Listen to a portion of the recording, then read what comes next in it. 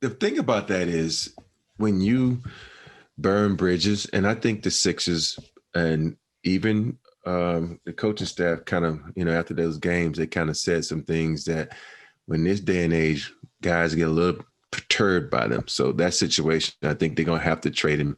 But I hope they don't do something stupid like the Rockets did and not get anything back for him, because he's such a great player. He can do so many things, defensively. I know everybody's like, well, he can't shoot threes. He can't do that. But still, though, he can change a game by his presence of, getting up and down the court, grabbing, rebound, and pushing it.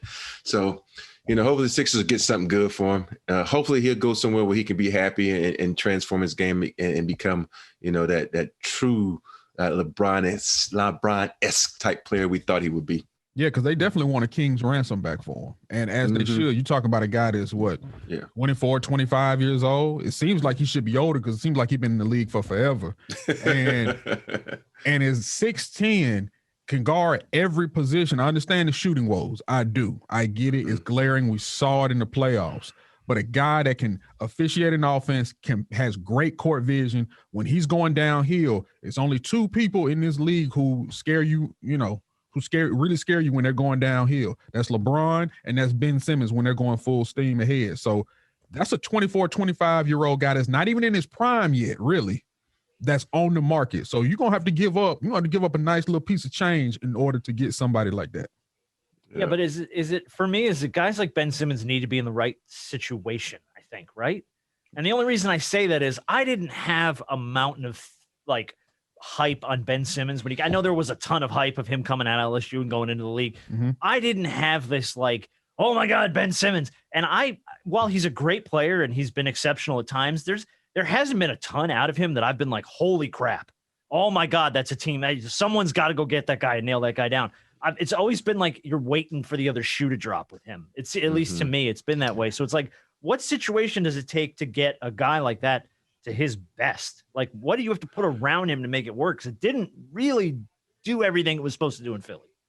I think sometimes with a guy like that, you don't put anything around him, because now he realized I got to go out and carry this team, because he could sit back and say, okay, and be able to work.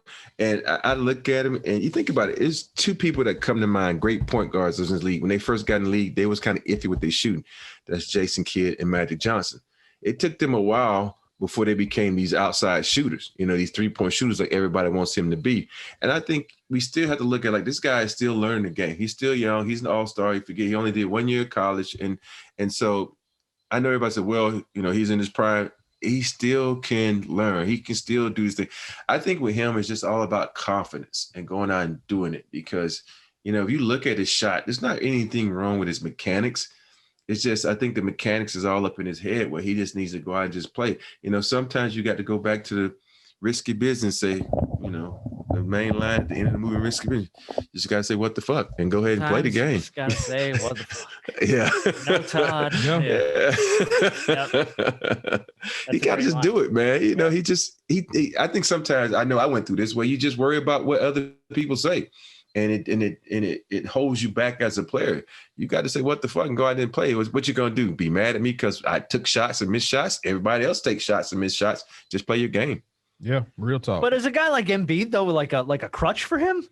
That's kind of what you made it sound like that he's, put him somewhere where he doesn't have a guy like Embiid, so he's forced to be the guy. Because is that what you see happening from him, that he's leaning on these other guys to step up when he's not having a night? I don't think he's a crutch. I just think he feels like, sometimes if he sits back, he got Embiid to carry him, because think about it.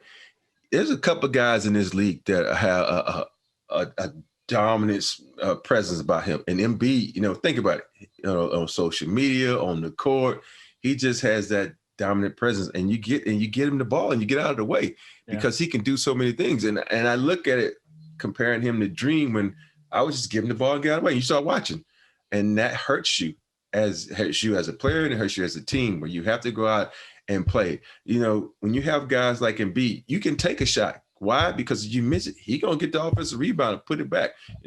If he's in the paint, so he just has to play, man. But now if he's going to another team, he's going to have to step up. He's going to have to go out there and play. He's going to have to make those guys win, because that's one thing that every NBA player doesn't want to do, and that's lose. And I don't care where you are, what team you're on. I don't care if you're on a bad team, you still don't want to lose. And I know if he says, okay, he looks around that locker room like, fuck, I'm the best guy in this locker room. I got to step up. Yeah, he, I think he had this in Philly, and I think wherever else he goes, he's still going to have to have it. You're still going to have to surround him with shooters, because with the way that he can attack the basket and facilitate an offense and pass the ball, you got to have guys around him. If he's going to be the one that you're going to have to, that is going to learn how to shoot or have that confidence slowly creep in shooting the ball as time goes on, he's going to have other guys around him who, when he kicks that ball out, they're going to pull that trigger quickly. And so he has to go somewhere with his athleticism and his ability to be able to spread the floor. You can't have other guys on the floor with him who are scared or can't shoot the ball. I can't have more than one guy like him on the floor that can't at least attempt to shoot the three. But it's weird. I don't think there's a guy in this league now that's scared to shoot the ball but him, because these guys now are so confident, overconfident at times. It's like, I'm like, come on, man. You look at some games, you're like, what the heck are you shooting the ball, dude? Oh, I went 2 for 10. That's great, right? Hell no, that sucks. It's terrible.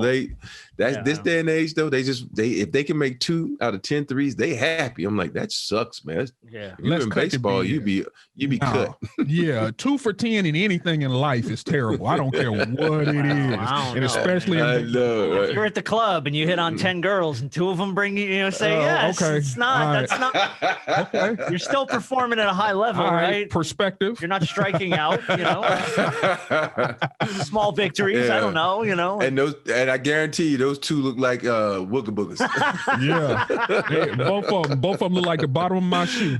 There's a reason. Hey, you be like, hey. Yeah. When you walk outside, like, damn it, the strobe light got me. I had you in short spurts and it didn't work. Yeah, the whole thing didn't work.